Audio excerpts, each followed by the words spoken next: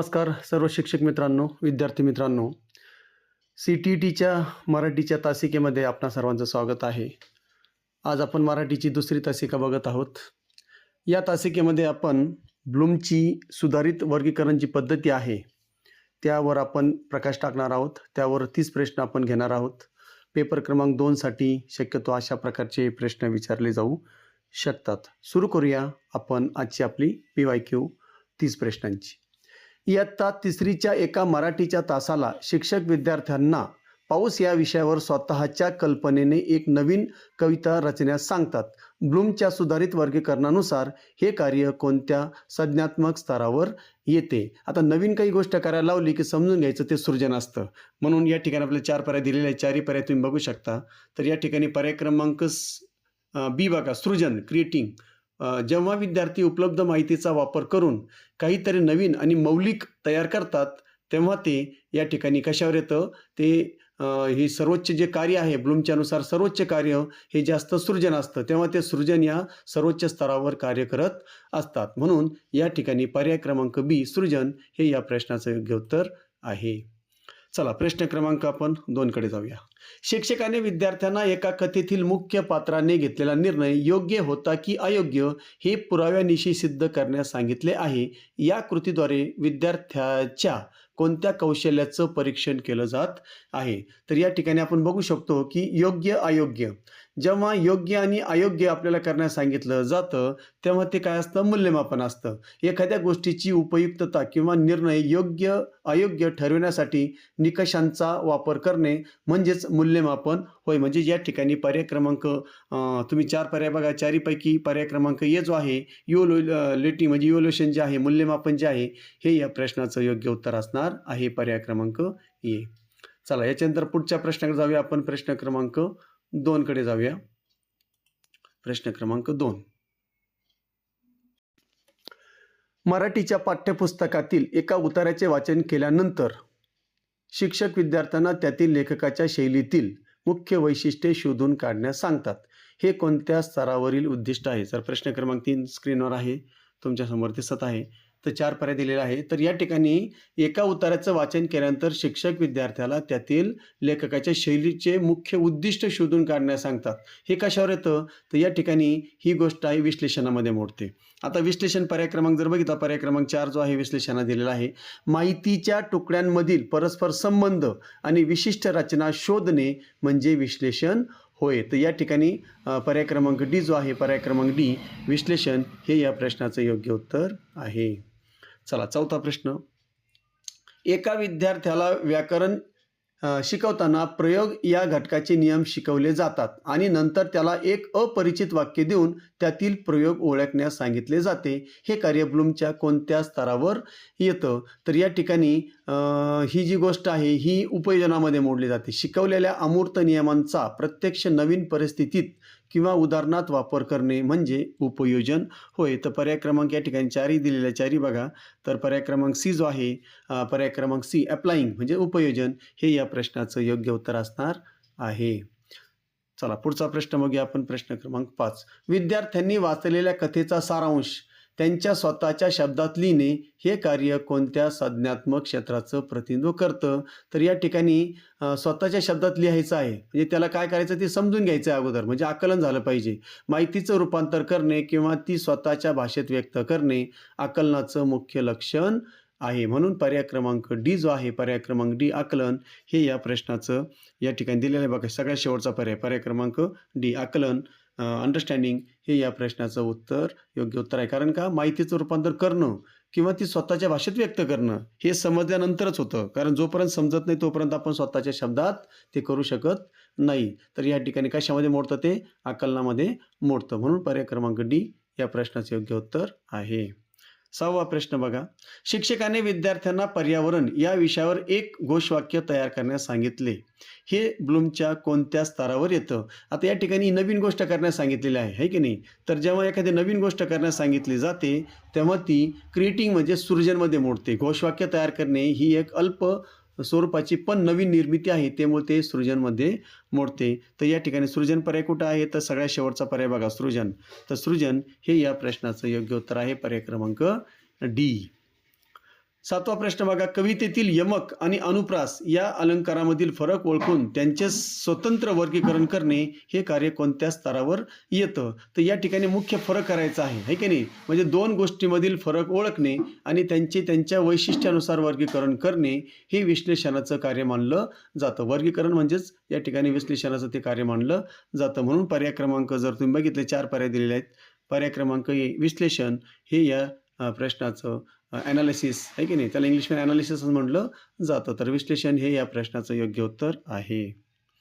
8वा प्रश्न बघा, भाषेच्या वर्गात विद्यार्थ्यांनी दिलेल्या माहितीवरून एक तक्ता तयार करणे हे कोणत्या शैक्षणिक उद्दिष्टाचं उदाहरण आहे? आता या ठिकाणी नवीन काहीतरी करायला सांगितलेलं आहे की नाही, पण या ठिकाणी ते सृजनामध्ये मोडणार नाही, कारण त्याला त्या ठिकाणी माहिती दिलेली आहे आणि दिलेल्या माहितीचा उपयोग करून तक्ता तयार करायचा आहे. म्हणजे या ठिकाणी नवीन मनाने काही तयार करायचं नाही. जरी तक्ता तयार करायचा आहे पण माहिती त्याला पुरवलेली आहे, मग या ठिकाणी त्याला काय करायचं आहे, तर या ठिकाणी त्याला उपयोजन करायचं आहे. मिळालेली माहिती एका विशिष्ट आराखड्यात किंवा साच्यात मांडणे हे सृजनाचं कार्य नसतं, तर हे उपयोजनाचं कार्य आहे. म्हणून पर्याय क्रमांक डी, तुम्ही बघा या ठिकाणी पर्याय क्रमांक डी आहे. पर्याय क्रमांक डी जो आहे, पर्याय क्रमांक डी उपयोजन हे या प्रश्नाचं योग्य उत्तर असणार आहे. चला पुढचा प्रश्न, प्रश्न क्रमांक 9 कडे जाऊया आपण. एखाद्या कवितेच्या ओळी वाचून त्यातील करुण रसाचा प्रभाव कशामुळे जाणवतो हे सविस्तर स्पष्ट करणे हे कशाचं उदाहरण आहे? तर या ठिकाणी 4 पर्याय आपल्याला दिलेले आहेत. 4ही पर्याय बघा. तर 4 पर्यायापैकी जर तुम्ही बघितलं तर हे या ठिकाणी विश्लेषणाचं कार्य आहे. कारण का, तर प्रभावाची कारणे शोधणे किंवा शब्दाचा भाषेशी असलेला संबंध स्पष्ट करणे हे विश्लेषणाचं कार्य मानलं जातं. म्हणून पर्याय क्रमांक सी विश्लेषण हे या प्रश्नाचं योग्य उत्तर आहे. चला 10वा प्रश्न, विद्यार्थ्याला संतांच्या नावाची यादी करण्यास सांगणे हे कार्य कोणत्या स्तरावर येते? बघा आता संतांची यादी करायची म्हणजे आठवून त्याला या ठिकाणी आठवण करून ते कोणकोणते संत आहे ते शोधायचे, त्याची यादी बनवायची आहे की नाही? तर या ठिकाणी हे केवळ ही जी नावं आहेत केवळ नावे किंवा तथ्य आठवून जशीच्या तशी सांगणे हे स्मरण या सर्वात खालच्या स्तरावर येते. मग या ठिकाणी सर्वात खालचा स्तर कोणता आहे? स्मरण. पण इथं डी, पर्याय क्रमांक डी स्मरण दिलेला आहे, म्हणून पर्याय क्रमांक डी हे या प्रश्नाचं योग्य उत्तर आहे. 11वा प्रश्न बघा, प्रश्न क्रमांक 11 जाऊया. एका शिक्षकाने विद्यार्थ्यांना लोकशाही या संकल्पनेवर आधारित एक वादविवाद स्पर्धा आयोजित करण्यास सांगितले. विद्यार्थी विविध निकषाच्या आधारे एकमेकांचे मुद्दे खोडून काढत आहे. हे कोणत्या स्तरावर येतं? तर या ठिकाणी लक्षात ठेवायचं हे मूल्यमापन या स्तरावर येतं. त्याचं कारण का, वादविवादात मुद्द्यांचे खंडन मंडन करणे आणि निकषाच्या आधारे मत मांडणे हे मूल्यमापनाच्या स्तरावर येतं. म्हणून या ठिकाणी 4 पर्यायापैकी पर्याय क्रमांक सी बघा, मूल्यमापन हे या प्रश्नाचं योग्य उत्तर होणार आहे. पर्याय क्रमांक सी. पुढचा प्रश्न बघा, 12वा प्रश्न. शिक्षकाने मराठीच्या वर्गात एक नवीन शब्दावली शिकवली आणि विद्यार्थ्यांना त्या शब्दाचा वापर करून छोटे छोटे संवाद देण्यास सांगितले. हे कोणत्या स्तरावर येतं? तर या ठिकाणी लक्षात ठेवायचं हे जे आहे हे उपयोजन स्तरावर येतं. या ठिकाणी त्यांनी काय केलेलं आहे, तर तुम्हाला नवीन शब्दावली शिकवलेली आहे, म्हणजे शिकवलेल्या शब्दांचा प्रत्यक्ष व्यवहारात किंवा नवीन संदर्भात वापर करणे हे उपयोजनाचं कार्य मानलं जातं. मग 4 पर्याय दिलेले आहेत. मग 4ही पर्याय बघा, आकलन, उपयोजन, स्मरण, विश्लेषण. तर उपयोजन हे जे आहे हे या प्रश्नाचं योग्य उत्तर असणार आहे. पुढचा प्रश्न, प्रश्न क्रमांक 13. विद्यार्थ्यांनी ऐतिहासिक नाटकातील संवादाची तुलना आधुनिक संवादाशी करणे आणि त्यातील भाषेचा बदल स्पष्ट करणे हे कोणत्या स्तरावर येतं? तर या ठिकाणी लक्षात ठेवायचं तुलना केलेली आहे, म्हणजे या ठिकाणी 2 भिन्न कालखंडातील भाषेची तुलना करणे आणि त्यातील बदलाचे घटक शोधणे हे विश्लेषणाचं कार्य मानलं जातं. मग विश्लेषण कुठं आहे? तर पर्याय क्रमांक सी बघा, पर्याय क्रमांक सी विश्लेषण हे या प्रश्नाचं योग्य उत्तर आहे. पुढचा प्रश्न, मराठीच्या पाठ्यपुस्तकातील एका पाठावर आधारित स्वतःच्या अनुभवावरून एक निबंध लिहिणे हे कशाचं उदाहरण आहे? तर या ठिकाणी बघा, स्वतःच्या अनुभवावर आपल्याला नवीन गोष्ट काहीतरी करायची आहे की नाही? स्वतःच्या अनुभवावरून ती गोष्ट लिहायची. आपल्याला काही पुरवलेलं नाही आहे, पण जे काही आपल्याला अनुभव आहे त्याच्यावर आपल्याला काहीतरी नवीन निर्मिती करायची आहे. म्हणजे स्वतःचे अनुभव आणि कल्पनाशक्ती वापरून नवीन लेखन साहित्य तयार करणे हे सृजन या स्तरावर येतं. सगळ्यात उच्च स्तर जो आहे तो सृजन आहे की नाही? म्हणून पर्याय क्रमांक सी दिलेला आहे आपल्याला. पर्याय क्रमांक सी सृजन हे या प्रश्नाचं योग्य उत्तर असणार आहे. पुढचा प्रश्न 15वा. शिक्षकाने विचारले, जर तुम्ही शिवाजी महाराजांच्या काळात असता तर तुम्ही स्वराज्य रक्षणार्थ काय केले असते, हे कोणत्या स्तरावरील प्रश्न आहे. तर 4 पर्याय आपल्याला दिलेला आहे. 4ही पर्याय जर बघितले तर आपल्या लक्षात येतं की या ठिकाणी हे सृजन या घटकामध्ये मोडतं. विद्यार्थ्याला एका काल्पनिक परिस्थितीत ठेवून त्याला नवीन योजना किंवा कृती करण्यास जेव्हा सांगितलं जातं तेव्हा त्या सृजनामध्ये येतं. या ठिकाणी त्याला एक नवीन गोष्ट दिलेली आहे, टास्क दिलेला आहे की त्या ठिकाणी तुम्ही शिवाजी महाराज जागे असतं तर काय केलं असतं. म्हणजे या ठिकाणी त्याला नवीन कृती करण्यास, नवीन योजना करण्यास सांगितलेली आहे. मग ही गोष्ट येते सृजनमध्ये. कशामध्ये येते? सृजन. पर्याय क्रमांक बी, सृजन हे या प्रश्नाचं योग्य उत्तर असणार आहे. 16वा प्रश्न, विद्यार्थ्याला समानार्थी किंवा विरुद्धार्थी शब्दांच्या जोड्या जुळवण्यास सांगणे हे ब्लूमच्या कोणत्या स्तरावर येतं. आता या ठिकाणी तुम्हाला ऑलरेडी सगळं काही दिलेलं आहे की नाही. मग हे तुम्हाला समजून घ्यायचं आहे, तुमच्या समोर ठेवलेलं आहे. आठवून जर करायचं असतं स्मरण याच्यामध्ये आलं असतं, परंतु तुमच्या समोर ते दिलेलं आहे. फक्त तुम्हाला ते समजून घ्यायचं आहे, आकलन करायचं आहे आणि जोड्या लावायच्या आहे. मग शब्दाचे अर्थ समजल्याशिवाय त्यांच्या जोड्या जुळवणं शक्य नाही. म्हणजे समजून घेणं गरजेचं आहे. म्हणजे आकलन महत्त्वाचं आहे. पर्याय क्रमांक ए दिलेला आहे आपल्याला, आकलन हे या प्रश्नाचं योग्य उत्तर होणार आहे. 17वा प्रश्न बघा, शिक्षकाने एका बातमीचं कात्रण दाखवून विद्यार्थ्यांना त्यातील पूर्वग्रह दूषित मते ओळखण्यास सांगितली. हे कोणत्या स्तरावर येतं. तर या ठिकाणी आता हे जे आहे हे विश्लेषणामध्ये येतं. मजकुरातील छुपा हेतू किंवा पूर्वग्रह शोधून काढणे हे सखोल विश्लेषणाचं काम आहे. म्हणून पर्याय क्रमांक सी, विश्लेषण हे या प्रश्नाचं योग्य उत्तर असणार आहे. चला पुढचा प्रश्न आहे प्रश्न क्रमांक कितवा आता? 18वा प्रश्न जाऊया आपण. एका पाठाच्या शेवटी तुम्हाला या कथेतील कोणता प्रसंग सर्वात जास्त आवडला आणि का, असा प्रश्न विचारला जातो. हे कशाचं उदाहरण आहे. तर या ठिकाणी हे मूल्यमापनाचं उदाहरण आहे. म्हणजे या ठिकाणी जर बघितलं तुम्ही पर्याय क्रमांक 4 बघा, स्वतःची आवड निवड पुराव्यासह किंवा कारणासह स्पष्ट करणे हे मूल्यमापन स्तरावर येतं. म्हणून पर्याय क्रमांक डी, मूल्यमापन हे या प्रश्नाचं योग्य उत्तर आहे. पुढचा प्रश्न बघा 19वा, विद्यार्थ्याला शब्दांच्या जाती ओळखण्याचे नियम पाठ आहेत आणि तो प्रत्येक वाक्यातील नाम अचूक ओळखत आहे. हे कशाचं उदाहरण आहे. तर या ठिकाणी आपण आठवत आहे तर आपण लगेच काय सांगणार आहोत या ठिकाणी स्मरण, परंतु तसं नाही. तर या ठिकाणी प्रत्येक वाक्यातील नाम त्याला अचूक ओळखण्याचं आहे, अचूक ओळखत आहे तो. मग हे कशाचं आहे. तर हे जे उदाहरण आहे हे उपयोजन आहे. कशाचं आहे? उपयोजनाचं कार्य आहे. कारण त्याला नवीन त्या ठिकाणी ती अप्लाय करायचं आहे. व्याकरणाचे नियम प्रत्यक्षात त्याला वापरायचे आहेत. प्रत्यक्ष नियम वापरून त्या ठिकाणी त्याला योग्य उत्तर शोधायचं आहे. म्हणजेच काय, व्याकरणाचे नियम प्रत्यक्षात वाक्यात लागू करणे आणि उत्तर शोधणे हे उपयोजनाचं कार्य आहे. आणि उपयोजन कितव्या नंबरला आहे. तर या ठिकाणी सगळ्यात शेवटचा पर्याय बघा, उपयोजन दिलेला आहे. पर्याय क्रमांक डी, उपयोजन हे या प्रश्नाचं योग्य उत्तर आहे. 20वा प्रश्न बघा क्रमांक 20, एका वर्गात शिक्षक विद्यार्थ्याला विरामचिन्हांचा चुकीचा वापर असलेला परिच्छेद दुरुस्त करायला सांगतात. हे कोणत्या स्तरावर येतं. तर या ठिकाणी आता त्याला म्हणजे योग्य अयोग्य हे पण शोधायचं आहे. चुका शोधणे आणि मानकांच्या नुसार त्या दुरुस्त करणे हे मूल्यमापन आणि उपयोजनाच्या जरी धर्तीत येत असलं तरी पण ते या ठिकाणी दुरुस्ती ही जी आहे दुरुस्ती करायला लावलेलं आहे. सगळ्यात शेवटचं बघा, दुरुस्ती करायची आहे आणि दुरुस्ती करताना या ठिकाणी योग्य अयोग्य बघावं लागतं. म्हणून ते मूल्यमापनामध्ये मोडतं. मग मूल्यमापन कुठं आहे. तर सगळ्यात शेवटचा पर्याय बघा, मूल्यमापन, इव्हॅल्युएशन. तर या ठिकाणी मूल्यमापन हे या प्रश्नाचं योग्य उत्तर आहे. 21वा प्रश्न, ब्लूमच्या वर्गीकरणानुसार विद्यार्थ्यांनी वाचलेल्या माहितीवरून भविष्यात काय घडू शकते याचा अंदाज वर्तविणे, प्रेडिक्शन हे कोणत्या स्तरावर येतं. तर प्रेडिक्शन जर म्हटलं तर या ठिकाणी ते आकलनामध्ये मोडतं. भविष्यवाणी करणे हे माहितीच्या आकलनावर आधारित उच्च स्तराचे आकलन कौशल्य मानले जाते. तर या ठिकाणी पर्याय क्रमांक बघा, सगळ्यात शेवटचं आकलन, अंडरस्टँडिंग आहे की नाही. तर भविष्यवाणी करणे आणि माहितीच्या आकलनावर आधारित असल्यामुळं ते आकलनामध्ये मोडतो. म्हणून पर्याय क्रमांक डी, आकलन हे या प्रश्नाचं योग्य उत्तर आहे. विद्यार्थ्यांनी कथेतील संवादाचे सादरीकरण वर्गात करणे हे कोणत्या उद्दिष्टाची पूर्ती करते. आता सादरीकरण या ठिकाणी करायचं आहे. म्हणजेच काय करायचं आहे, जी गोष्ट आपण शिकलेलो आहे ती या ठिकाणी आपल्याला उपयोजनामध्ये आणायची आहे, म्हणजेच अप्लाय करायची आहे. म्हणून पर्याय क्रमांक ए, उपयोजन हे या प्रश्नाचं योग्य उत्तर असणार आहे. कारण पात्राची भूमिका समजून घेऊन ती प्रत्यक्षात उतरवणे किंवा सादर करणे हे उपयोजनामध्ये मोडतं. म्हणून पर्याय क्रमांक ए, उपयोजन हे या प्रश्नाचे योग्य उत्तर आहे.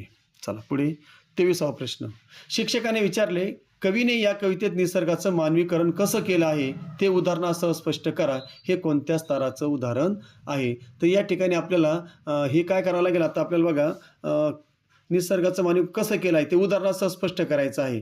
जेव्हा अशा प्रकारे दिलं जातं, मानवीकरण ही एक साहित्यिक युक्ती आहे.